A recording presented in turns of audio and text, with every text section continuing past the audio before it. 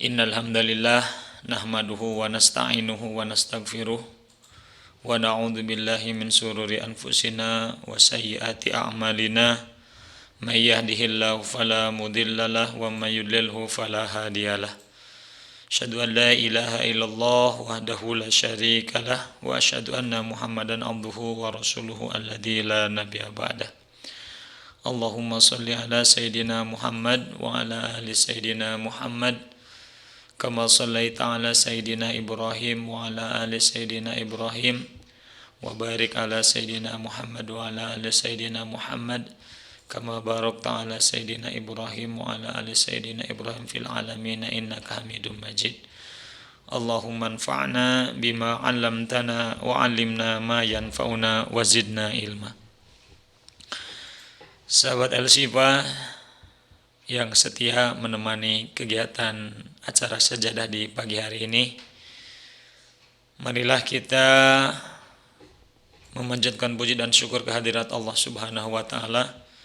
Alhamdulillah atas kudrah dan iradahnya serta dibimbing oleh rahmat dan hidayahnya, kita masih bisa melaksanakan rutinitas ibadah kita, baik yang mahdhoh maupun yang ghair mahdhoh, atau baik yang wajib maupun yang sunnah. Mulai dari tadi kita melaksanakan sahur ya untuk saum kita di hari ini, kemudian dilanjutkan kita melaksanakan sholat subuh berjamaah, kemudian melaksanakan mungkin tilawah ya, zikir-zikir. Mudah-mudahan ibadah yang telah kita laksanakan diterima oleh Allah Subhanahu wa taala. Dan juga mudah-mudahan kita semuanya di hari ini diberikan kesabaran, diberikan ketawakalan, diberikan kekuatan untuk menunaikan ibadah saum, tentunya dengan saum yang terbaik yang bisa kita lakukan, sehingga di 10 hari terakhir ini kita sama-sama bisa memaksimalkan ibadah kita dengan baik ya, sebelum Ramadan meninggalkan kita. Tentunya ini menjadi sebuah perenungan yang harus kita lakukan ya, bagaimana kita menunaikan ibadah saum yang sudah 24 hari mungkin ya, sekarang hari yang ke-24 kita laksanakan ya. Tiada lain kita melakukan sebuah evaluasi ya terkait dengan ibadah-ibadah yang kita lakukan ya. Waktu yang tersisa yang ada saat ini, mari kita maksimalkan sampai pada akhirnya kita tuntas melaksanakan ibadah saum di bulan Ramadan ini. Sahabat-sahabat El-Shifa yang dimuliakan Allah Subhanahu wa taala, alhamdulillah di 2 pekan kemarin ya, 3 pekan kemarin kita sudah menuntaskan ya pembahasan terkait dengan adab. Ya, kemarin yang sudah kita tuntaskan adalah terkait dengan adab-adab pada saat kita berdoa gitu ya. Ini menunjukkan bagaimana interaksi kita dengan Allah Subhanahu wa taala ya, hablum minallah, pada saat kita berinteraksi dengan Allah Subhanahu wa taala melalui doa-doa yang kita lakukan. Maka oleh sebab itu ya, penting sekali kita memperhatikan bagaimana pada saat kita berinteraksi dengan Allah Subhanahu wa taala melalui doa, yaitu dengan kita memperhatikan adab-adab pada saat kita berdoa. Sahabat-sahabat El-Shifa yang dimuliakan Allah Subhanahu wa taala, insyaallah di kesempatan kali ini masih berbicara tentang adab ya, yaitu tidak kalah pentingnya ya pada saat kita memperhatikan bagaimana muamalah kita atau hubungan kita dengan Allah Subhanahu wa taala, kita juga harus memperhatikan bagaimana interaksi kita dengan sesama manusia. Salah satu di antara yang menjadi kebiasaan ya, interaksi kita dengan sesama manusia adalah pada saat kita saling mengunjungi atau yang disebut dengan bertamu gitu ya. Ada sebuah kisah yang sangat menarik gitu ya. Ada sebuah kisah yang sangat inspiratif dulu terjadi pada masa Rasulullah SAW, di awal-awal Rasulullah SAW hijrah ke Madinah. Ketika itu, pada saat Rasulullah Shallallahu Alaihi Wasallam sudah berada di Madinah, beliau didatangi oleh seorang sahabat muhajirin yang baru saja tiba ke kota Madinah. Pada saat itu, dia segera menemui Rasulullah Shallallahu Alaihi Wasallam, kemudian menyampaikan bahwasannya dia baru tiba di Madinah dan dia sudah kehabisan bekal, gitu ya. Pada saat dia sampai di kota Madinah, ya, sahabat muhajirin ini dikatakan perbekalannya sudah habis. Lalu menemui Rasulullah Shallallahu Alaihi Wasallam untuk meminta pertolongan, ya, terkait dengan kekurangan bekal, kehabisan bekal yang sedang dia alami. Lalu Rasulullah Shallallahu Alaihi Wasallam menyambut sahabat tersebut dengan begitu hangat, dengan begitu sopan, dengan begitu penghargaan yang luar biasa. Karena dia ketahui bahwasanya sahabat muhajirin ini baru tiba di kota Madinah. Kemudian Rasulullah Shallallahu Alaihi Wasallam mengajak dia untuk ke rumahnya. Pada saat Rasulullah Shallallahu Alaihi Wasallam membawa ke rumahnya, kemudian Rasulullah bertanya kepada istri-istrinya, apakah ada di antara kalian yang mempunyai makanan untuk memuliakan tamu kita? Kata Rasulullah. Maka jawab istri-istrinya Rasulullah Shallallahu Alaihi Wasallam, mereka berkata, ya Rasulullah, sesungguhnya tidak ada makanan sedikit pun yang bisa disuguhkan kepada tamu kita ini. Gitu ya, karena diketahui bahwasanya pada saat itu, ya, di rumah istri-istri Rasulullah itu tidak ada makanan, tidak ada sedikit pun makanan yang bisa disuguhkan. Akhirnya Rasulullah Shallallahu Alaihi Wasallam mengajak sahabat ini, ya, disampaikan kepada para sahabat yang lain. Kata Rasulullah, wahai sahabat-sahabatku, apakah ada di antara kalian yang mau, ya, menjadikan tamu sahabat muhajirin yang baru tiba ini? Artinya yang ingin memenuhi kebutuhan, ya, sahabat muhajirin ini. Akhirnya berdirilah seorang sahabat Ansor, saya ya Rasulullah, saya akan menjadikan dia tamu di rumah saya. Singkat ceritanya, selesai melaksanakan sholat isya, ya, maka sahabat muhajirin ini diajak oleh sahabat Ansor untuk menuju ke rumahnya, ya, sesuai dengan tadi yang disampaikan. Sahabat Ansor ini bersedia untuk memenuhi kebutuhan sahabat muhajirin ini. Singkat ceritanya, selesai melaksanakan sholat isya, lalu dibawalah sahabat muhajirin ini menuju rumahnya. Lalu dikatakan kepada istrinya, wahai istriku, malam ini kita kedatangan tamu, maka harus kita muliakan. Kiranya adakah sesuatu yang bisa kita suguhkan, hidangkan untuk sahabat kita kali ini? Lantas apa kata istri dari sahabat Ansor ini? Istrinya mengatakan, wahai suamiku, sesungguhnya kita tidak mempunyai apa-apa, hanya ada sedikit makanan, itu pun yang kita sediakan untuk kedua anak kita yang saat ini sedang tertidur.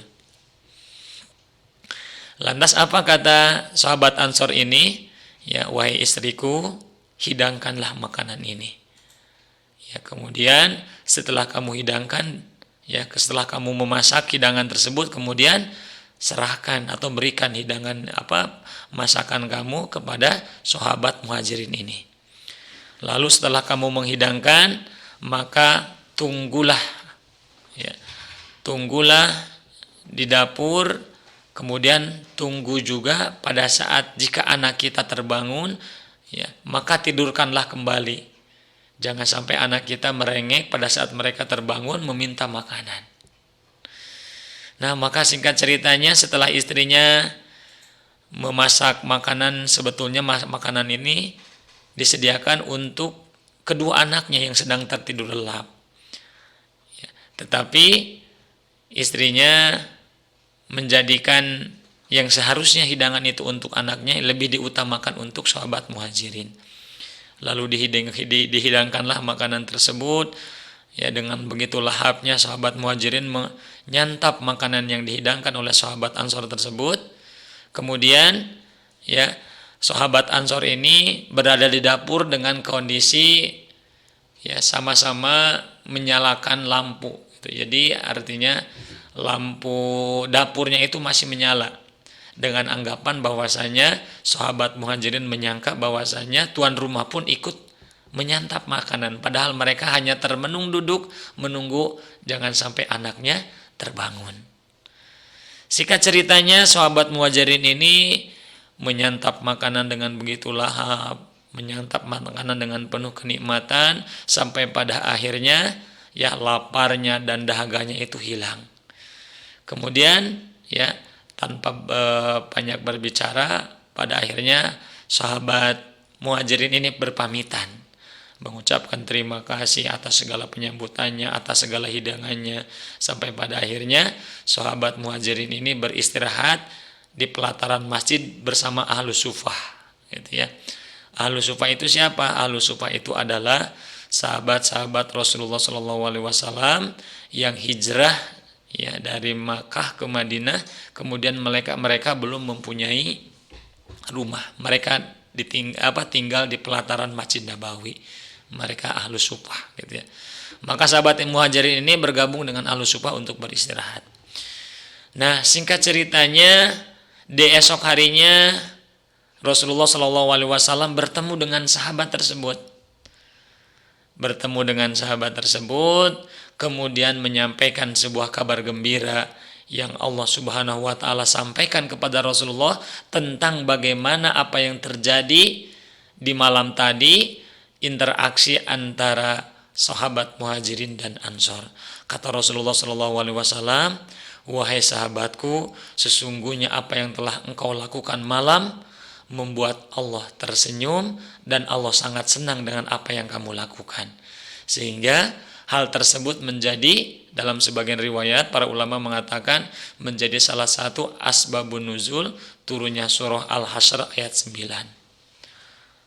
Ini menunjukkan bahwasannya bagaimana pada saat seseorang berinteraksi, bermuamalah dengan tamunya, memperlakukan tamunya dengan baik, maka disitulah terdapat kebaikan yang begitu mulia. Kebaikan yang begitu besar yang Allah berikan kepada orang yang memuliakan tamu. Sampai tadi Allah Subhanahu wa taala mengekspresikan apa yang dilakukan oleh sahabat Muhajirin ini menjadi asbab turunnya surah Al-Hasyr ayat ke-9. Allah Subhanahu wa taala berfirman ya, menunjukkan tentang bagaimana sikap kaum Ansor ya pada saat mereka memuliakan sahabat Muhajirin. Allah Subhanahu wa taala berfirman di dalam surah Al-Hasyr ayat ke-9. A'udzubillahi minasyaitonirrajim. Walladzina tabawwa'ud dara wal imana min qablihim yuhibbuna man hajara ilaihim wala yajiduna fi sudurihim hajatan mimma utu wa yu'thiruna ala anfusihim walau kana bihim khasasah wa may yuqa shuhha nafsihi faulaika humul muflihun.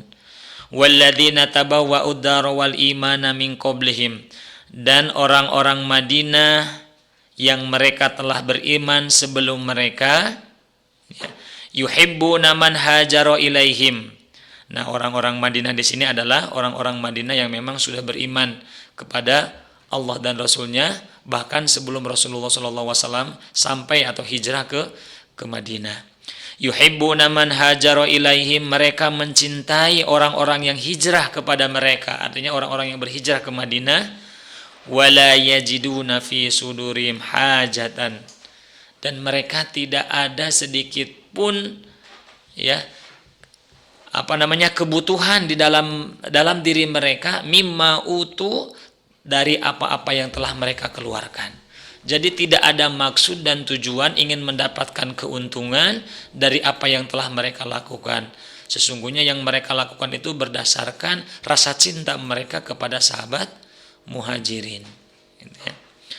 Wa yu'thiruna ala anfusihim walau kana bihim khasasah. Nah, ini yang perlu kita garis bawahi dari kisah tadi yang telah dilakukan oleh sahabat Ansor terhadap Muhajirin, itu terlihat bagaimana pengorbanan yang mereka lakukan, gitu ya. Mimma utu wa yu'thiruna ala anfusihim walau kana bihim khasasah. Mereka itu mengutamakan sahabat Muhajirin walau kana bihim khasasah, sekalipun mereka itu sangat butuh.